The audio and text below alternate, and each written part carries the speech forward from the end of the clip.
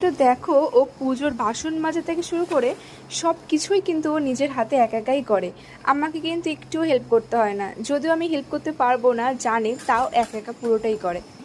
কেবলমাত্র আমি শুধু দেশলাই ধরিয়ে দিই, আর ও ধূপটা ধরিয়ে নেয় ওর থেকে।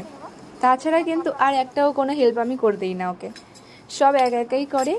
আর ভগবানকে স্নানটা শুধুমাত্র করাতে পারে না, তবে আমি যখন পুজো করি তখন আবার স্নান করানোর জন্য ভীষণ মাথা খারাপ হয়ে যায়।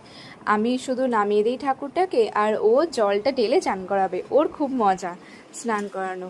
যেহেতু আমি এই সময় পুজোটা করতে পারছি না, ওই জন্য স্নানটাও ও করাতে পারে না। তাই তাছাড়া ও সব কিছুই একা একা করে। তোমরা দেখো কত নিষ্ঠা করে, কত মন দিয়ে পুজোটা করে ও।